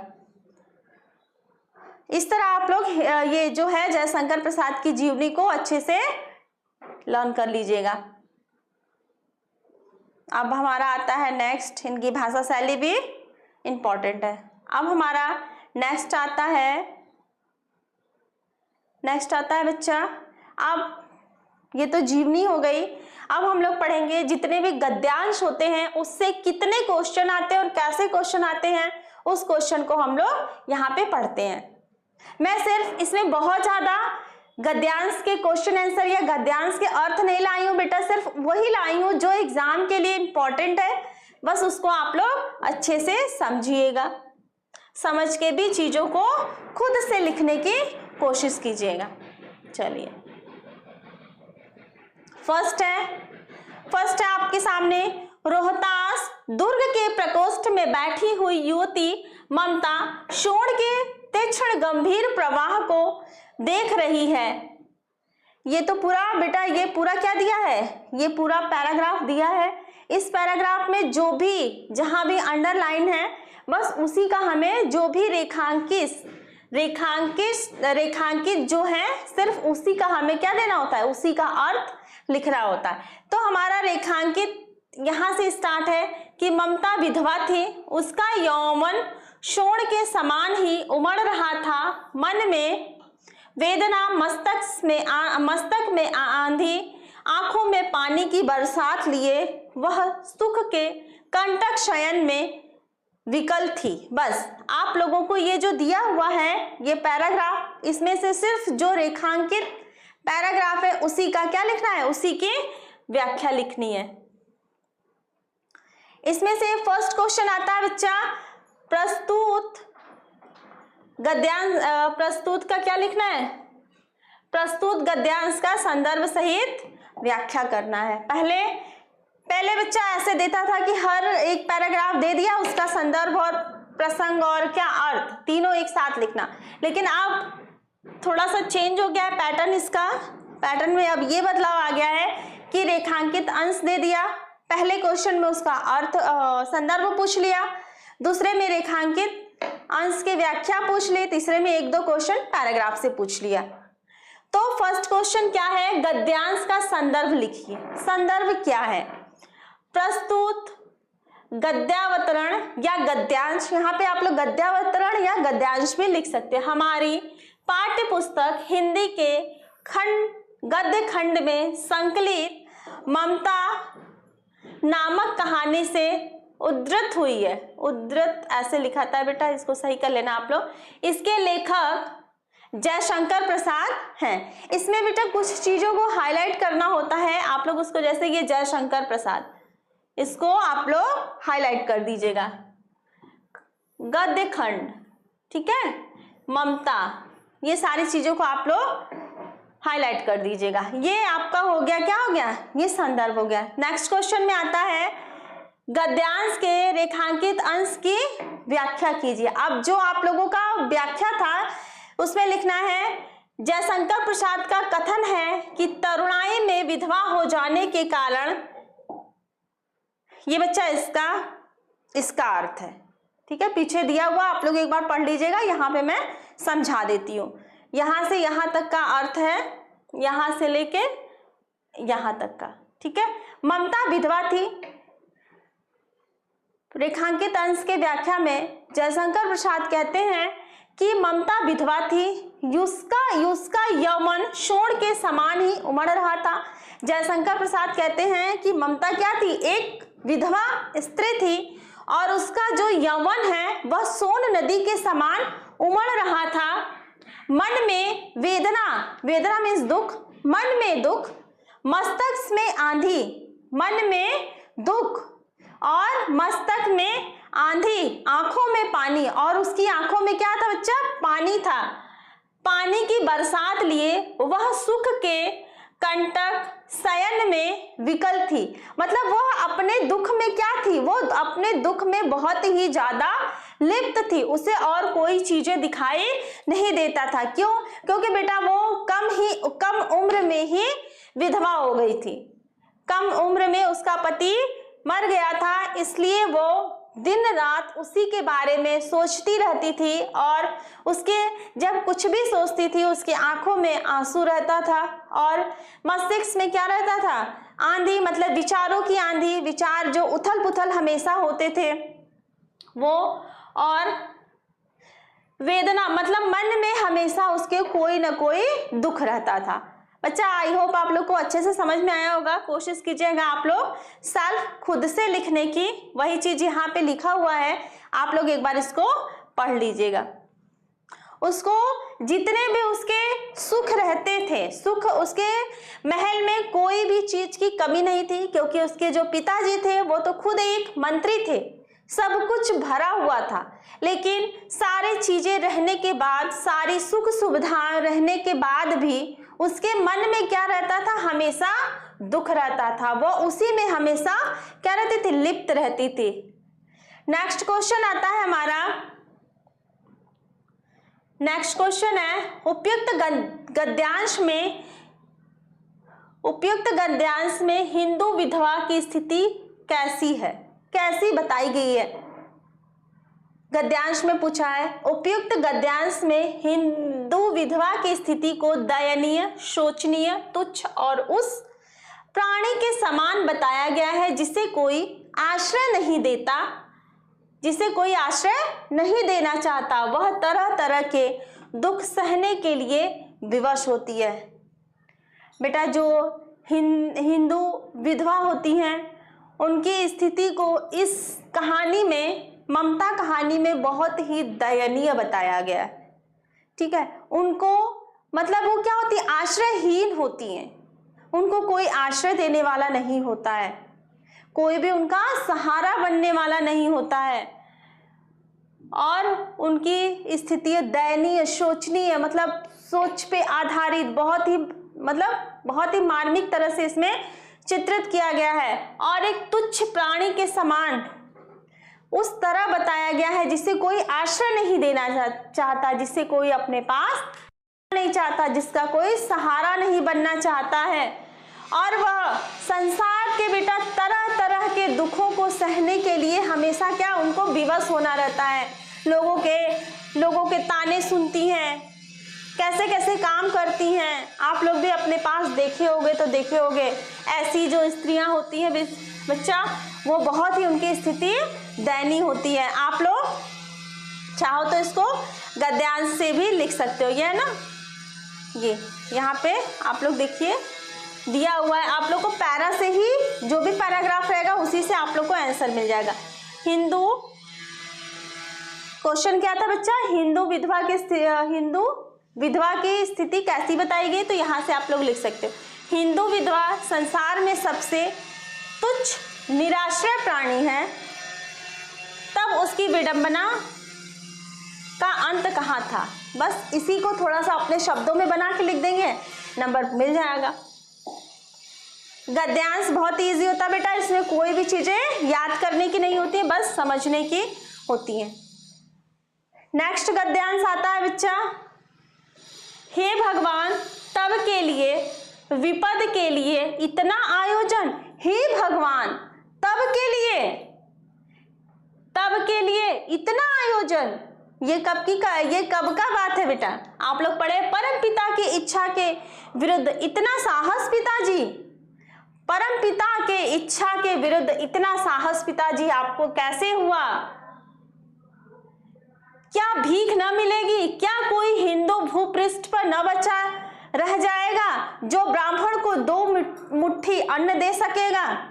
ये बात कब की है, ठीक है, यहाँ पे है, फर्स्ट क्वेश्चन में आएगा उपयुक्त गद्यांश का संदर्भ सहित, तो ये उपयुक्त रहेगा बच्चा, पहले में ही मैंने इसको बता दिया है। जैसे पहले में आप लोग ने लिखा था ना कि प्रस्तुत गद्यांश हमारी पाठ्य पुस्तक, वैसे ही इसको लिखना है। इसको मैं समझा देती हूँ बच्चा, आप लोग यहाँ पे मैंने लिखा भी हुआ है, आप लोग इसको एक बार समझ लीजिएगा। ये मैं जो रेखांकित अंश की व्याख्या है उसको मैं समझा देती हूँ। रेखांकित अंश में है, हे भगवान, जब चूड़ामणि ममता के पिता जब ढेर सारा सोना लेके ममता के समीप आते हैं, तो ये बात उस समय की है। प्रस्तुत गद्यांश में जयशंकर प्रसाद कहते हैं कि ममता कहती है हे भगवान तब के लिए, मतलब जब उनका मंत्रित्व नहीं रह जाएगा, जब शाहजहां किस पर, रोहतास दुर्ग पर आक्रमण करेगा और उस समय चूड़ामणि का मंत्रित्व नहीं रह जाएगा, उस समय के लिए इतना सोना लेकर आए हैं जो कि परमपिता परमेश्वर की आज्ञा के विरुद्ध, ये अन्याय है, ऐसा आपको नहीं करना चाहिए। क्या उस समय इतना साहस, पिताजी आपको इतना साहस कैसे हुआ कि आप भगवान की मर्जी के खिलाफ इतना ढेर सारा सोना उस टाइम के लिए बचा के रखे हैं? क्या इस संसार में कोई भी हिंदू नहीं बचेगा जो हम ब्राह्मण लोगों को 2 मुट्ठी में 2 वक्त खाने के लिए अनाज दे सकेगा या 2 वक्त की रोटी हमें दे सकेगा? ये ममता अपने किससे कहती है? पिताजी से कहती है। यह असंभव है, फेर दीजिए पिताजी, मैं कांप रही हूं, इसकी चमक आंखों को अंधा बना दे रही है। पिताजी, मैं आपके ऐसे क्रियाकलाप से मेरा शरीर क्या है, कांप रहा है, क्योंकि कांपना मतलब बेटा ये गलत है ना। कहती है मेरा शरीर क्या कर रहा है, कांप रहा है, और ये जो घर भर में पूरा सोना फैला हुआ, उसकी चमक मेरे आंखों को अंधा बना रही है। ठीक है, आप लोग को समझ में आ रहा होगा। ठीक है, वही है रेखांकित अंश की व्याख्या है बच्चा। इसमें रेखांकित अंश ये जो है वो अंश की व्याख्या है, आप लोग पढ़ लीजिएगा एक बार कि उस समय क्या था। ये इसीलिए क्रोधित होती है कि जो रिश्वत लेके उसके पिताजी आते हैं कि बुरे वक्त में काम आएगा, उसी के समय ममता जो है ऐसी बातें बोलती है। नेक्स्ट क्वेश्चन है बच्चा, उपयुक्त गद्यांश में किस कार्य को ईश्वर की इच्छा के विरुद्ध बताया गया है? ममता के पिता चूड़ामणि का मुगलों के द्वार उत्कोच मतलब होता है रिश्वत लेना परम पिता की इच्छा के विरुद्ध बताया गया है। मतलब जो भी वो वहां से सोना लाए थे वो परम पिता परमेश्वर की इच्छा के विरुद्ध था। ये आप लोग को गद्यांश में भी बच्चा मिल जाएगा। ये देखो, परम पिता की इच्छा के विरुद्ध इतना साहस पिताजी जो वो लाए थे, सोना रिश्वत जो लाए थे, उसी के बारे में यहाँ बताया गया। इस तरह बच्चा हमारा दो रेखांकित अंश की व्याख्या कंप्लीट होती है। फिर आता है हमारा तीसरा बच्चा, हाँ ये तीसरा है। आप लोग बेटा अगर स्कूल में पढ़े भी होगे तो भी आप लोग क्लास को बहुत ही अच्छे से, बहुत ही इंटरेस्ट के साथ अटेंड किया करिए। हर टीचर का अपना बताने का लैंग्वेज जो होता है वो अलग अलग होता है। कोई टीचर उसी चीज़ों को बहुत अच्छे वे में समझाता है, बहुत इजी वे में समझाता है कि बहुत आसानी से समझ में आ जाता है। कोई टीचर होता है उसको इतना बढ़ा चढ़ा देता है कि चीज़ें माइंड से स्किप होती जाती। इसलिए आप लोग एक बार अच्छे से ज़रूर क्लास को अटेंड किया करिए। ये नहीं कि मैंने क्लास में पढ़ लिया है, ये चैप्टर तो हमारे यहाँ हो चुका है। बहुत लोगों का कमेंट आता है ये चैप्टर हमारे यहाँ तो पढ़ा दिया गया है। आई होप, मुझे भी पता है बेटा कि ये चैप्टर पढ़ा दिया होगा। कोई भी ऐसा स्कूल नहीं होगा जिसमें अभी तक सेकंड चैप्टर ही नहीं पढ़ाया गया। लेकिन आप लोग इसको रिवीजन कीजिए, चीज़ों को देखिए कि आप लोग उसको कितना सॉल्व कर पाते हैं, कितना आप लोग को आ रहा है। चलिए स्टार्ट करते हैं। इसका जो पैराग्राफ है बच्चा थोड़ा सा बड़ा है ना। इसमें भी कितना करना है, सिर्फ 2 लाइन की व्याख्या करनी है। इसमें भी सिर्फ 2 लाइन की व्याख्या इसमें करनी है।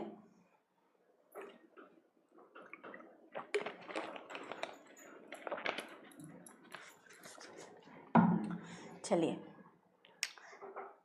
सब विधर्मी दया के पात्र नहीं, मेरे पिता का वध करने वाले आतायित घृणा से उसका मन विरक्त हो गया।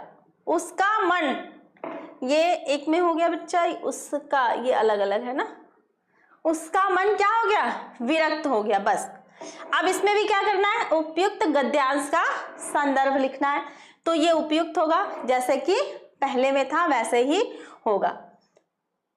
क्या है, सब विधर्मी दया के पात्र नहीं होते हैं, मेरे पिता का वध करने वाले आततायित क्या हो गए, घृणा से उसका मन जो है वो विरक्त हो गया। इसमें ममता क्या कहती है, ममता अपने मन में सोचने लगी कि मैंने इस मुगल को जल देकर उचित नहीं किया। इसके प्राण तो बच गए, लेकिन क्या पता अब यह मेरे साथ कैसा व्यवहार करेगा, क्योंकि सभी विधर्मी दया के योग्य नहीं होते। अपने पिता के वध का स्मरण कर उसका मन क्या हो गया, विरक्त हो गया, क्योंकि पितृहंता को तो कदापि आश्रय नहीं देना चाहिए। पितृहंता को क्या करना चाहिए, कदापि आश्रय नहीं देना चाहिए। यहाँ पे कहती है ना, उसने जल दिया। ये ब्राह्मण घूमने लगा, स्त्री ने ब्रह्मांड घूमने लगा। स्त्री ने सोचा यह विपत्ति कहाँ से आई। ये उस समय की है बच्चा, ये स्टोरी, ये लाइन उस समय की है जब वो जो मुगल रहता है ममता के घर पर आता है और बोलता है ना, मुझे थोड़ा आश्रय दे दीजिए, मैं आज रात यहीं ठहरूंगा। तो उस समय की है ये। और उस पर ममता कहती है कि क्या मैंने, अपने मन में सोचती है, विचार करती है, उससे नहीं बात करने जाती, अपने मन में विचार करती है कि क्या मैंने इसको जल देकर अच्छा किया है। मैंने इसको जल देकर बिल्कुल अच्छा नहीं किया है। क्यों, क्योंकि सभी विधर्मी, सभी लोग दया के पात्र नहीं होते हैं, सभी लोग दया के पात्र नहीं होते हैं। और ये तो मेरे पिता का हत्यारा है, ये तो पितृहंता है, इसको मैं कैसे आश्रय दे सकती हूँ। और यही करते हुए उसका मन क्या हो गया, घृणा में लिप्त हो गया कि वो उससे नफरत करने लगती है। इसमें क्वेश्चन है बच्चा, स्त्री किस धर्म के पालन के विषय में विचार करने लगती है। स्त्री मतलब ममता उस समय क्या विचार करती है। स्त्री ममता शरण मांगने वाले विधर्मी के प्रति अपने कर्तव्य पालन के विषय में सोच रही थी कि उसको क्या निर्णय करना चाहिए। जब आकर वहां पे मुगल शासक उससे आश्रय मांगता है तो ममता सोचती है, वो बहुत ही असमंजस में पड़ जाती है कि एक तरफ तो ये मेरे पिता का हत्यारा है, दूसरी तरफ ये हमसे आश्रय मांग रहा है। क्या अपने पिता के हत्यारे को आश्रय देना क्या उचित है। ये सिर्फ अपने मन ही मन में वो विचार करने लगती है। फिर उसके दिमाग में आता है, उसके मन में आता है कि हमारा जो धर्म है, हिंदू धर्म, उसमें माना गया है अतिथि देवो भव, है ना। जो भी आए वो भले ही अगर हमारे दरवाजे पे आने वाला अगर हमारा वो शत्रु है तो वो भी हमारे अतिथि है, वो भी हमारे देव के समान है, इसलिए हमें उसका आदर सत्कार करना चाहिए। नेक्स्ट आता है बच्चा, अब ये इस सेशन का लास्ट पैराग्राफ है, लास्ट टॉपिक है। ममता ने मन में कहा, यहाँ कौन दुर्ग है, यही झोपड़ी ना, जो चाहे ले ले, मुझे अपना कर्तव्य करना पड़ेगा। वह बाहर चली आई और मुगल ने, यहाँ पे कहाँ से लिखना है बच्चा, मुगल ने चंद्रमा के मंद प्रकाश में वह महिमामय मुखमंडल देखा। उसने मन ही मन विचार किया, यहाँ पे एक लाइन छूट गई बच्चा, उसने मन ही मन विचार किया, है ना, एक दो लाइन यहाँ पे छूट गई है, मन ही मन उसने विचार किया। इसमें एक क्वेश्चन भी छूट गया बच्चा कि इसका संदर्भ सहित व्याख्या कीजिएगा। एक क्वेश्चन आप लोग डाल लीजिएगा कि इसका एक क्वेश्चन है, इसका संदर्भ लिखिए, संदर्भ लिखिए। तो संदर्भ लिखिए में क्या है, उपयुक्ति रहेगा। जैसा आप लोगों ने पहले में लिखा वैसा ही बार बार उसी चीज को मैं क्या रिपीट करूं, आप लोग खुद भी जानते होंगे और मैंने पहले में गद्यांश में बता भी दिया है। यहाँ क्या करना है, रेखांकित अंश की व्याख्या करना है। प्रस्तुत गद्यांश में, यहाँ पे गद्यांश लिख लेना बच्चा, पंक्तियां लिखने की नीड नहीं है। प्रस्तुत गद्यांश में मुगल को शरण देने की रात के बाद सुबह अनेक सैनिक उसकी झोपड़ी के सामने घूम रहे थे।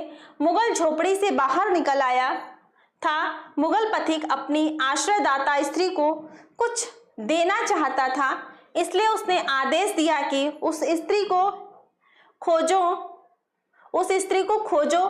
जब वह नहीं मिली तो उसने एक मिर्जा से कहा कि मैं आश्रय देने वाली उस स्त्री को कुछ भी नहीं दे सका, तुम उसका घर अवश्य बनवा देना, क्योंकि मैंने विपत्ति के क्षणों में, ये बेटा उसमें 2-3 लाइन छूटा हुआ है, उस समय की बात है जब मुगल शासक उसके पास क्या करता है, जाके वहां पे रुका रहता है और जब सुबह होता है तो वो झोपड़ी में से बाहर आ जाता है और वो जो उसके शासक रहते हैं उनसे कहता है, क्योंकि ममता जैसे ही आवाज सुनती है लोगों का तो वहां से वो भाग जाती है, क्योंकि उसके मन में डर रहता है कि लोग कहीं मुझे पकड़ के न ले जाएं।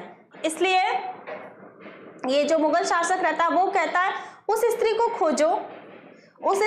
खोजो, मैं उसे कुछ देना चाहता हूं, क्योंकि विपत्ति के समय उसने हमारा क्या किया था, विपत्ति के समय में उसने हमारा साथ दिया था, इसलिए यहाँ पर क्या करना, यहाँ पर घर बनवा देना। यहाँ पर क्या उसे मैं कुछ दे नहीं सका तो तुम उसका घर अवश्य बनवा देना, क्योंकि मेरे विपत्ति के क्षणों में उस स्त्री ने हमारा क्या किया था, यहाँ पर मदद किया था, मैंने यहाँ पर आश्रय पाया था और विश्राम किया था, यह स्थान भूलना नहीं। यह हिदायत देकर वे सब चले गए। वो इतना काम सौंपा और फिर वहां से चला गया कि उस स्त्री के लिए यहाँ पे घर बनवा देना, क्योंकि विपत्ति के समय मैं इसी जगह रुका हुआ था। और लास्ट में बच्चा क्या हुआ था, वो घर बना था, है ना, और वो उस पे नाम किसका लिखाया था, उस स्त्री का नाम लिखाया था, नहीं लिखाया था, है ना, उसमें ममता का कहीं नाम भी नहीं था। इस तरह बेटा आई होप आप लोगों को ये चैप्टर बहुत ही अच्छे तरीके से, अच्छा एक क्वेश्चन और है, सॉरी एक क्वेश्चन इसमें और भी है, ये तो रेखांकित अंश की व्याख्या थी, एक क्वेश्चन इसमें और है, ममता क्यों भयभीत हुई, ममता क्यों डर गई, इसका आंसर आप लोग दीजिए। ममता क्यों डर गई, जब मुगल शासक वहां पे पहुंचे तो ममता क्यों डरी सहमी हुई थी। चैप्टर तो आप लोग पढ़े है ना, हो स्कूल में भी पढ़े है ना, इसमें भी पढ़े, इस क्लास में भी पढ़े, 2-3 बार चैप्टर पढ़ चुके हो। बताइए, ममता का भयभीत होना स्वाभाविक था। ममता के मन में पहले से ही भाव भरा हुआ था कि सब विधर्मी क्या होते हैं, कोई भी दया का पात्र नहीं होता है, कोई भी, वे कभी भी धोखा कृतज्ञता कर सकते हैं। शेरशाह ने ममता के पिता को मिलाकर उनकी हत्या करवा दिया। ठीक है, इसलिए ममता डर गई कि कहीं मेरी भी हत्या ना हो जाए, और धोखे से दुर्ग पर क्या किया था, अधिकार कर लिया था। इस तरह सुबह मुगल भी अपने साथियों के मिलने के बाद ममता को पकड़कर गुलाम बना सकता था। ऐसा ममता के मन में भाव था। भाई अगर किसी के साथ अगर इतना बड़ा बुरा कांड हो जाएगा तो उसके माइंड में ये तो रहेगा ना कि उसके साथ बुरा हुआ है तो कहीं मेरे साथ भी बुरा ना हो जाए। उसके पिता चूड़ामणि जो थे इसी चीज में मर गए थे, उनको लोगों ने मार डाला था। तो कहीं ना कहीं ममता के मन में भी ये डर बैठ गया था कि कहीं लोग मुझे भी पकड़ के न ले जाएं, लोग मुझे भी न मार डालें या मुझे भी दासी न बना ले। इसलिए इस डर के कारण वो वहां से भाग गई। ठीक है बच्चा,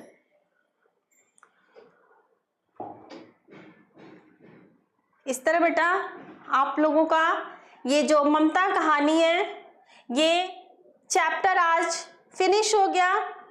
आई होप आप सभी को ममता कहानी जो है स्टोरी उसके सारांश बहुत अच्छे से समझ में आया होगा, और जयशंकर प्रसाद की जीवनी भी बहुत अच्छे से समझ में आई होगी। और बेटा जीवनी बहुत बड़ा लिखने की जरूरत नहीं है, क्योंकि आप लोग के पास क्या होता है, टाइम भी बहुत कम होता है, पेपर भी बहुत लेंदी होते हैं। इसलिए सिर्फ जीवनी में आप लोग हेडिंग डालते जाइए और उसके अंदर का थोड़ा थोड़ा मैटर लिखते जाइए। बस आप लोगों का अच्छे से जीवनी तैयार हो गया। और जो इसमें गद्यांश था उसमें भी मैंने इंपॉर्टेंट गद्यांश को ही ऐड किया था, तो वो भी सॉल्व है, आप लोग उसको भी एक बार पढ़ लीजिएगा। Thank you.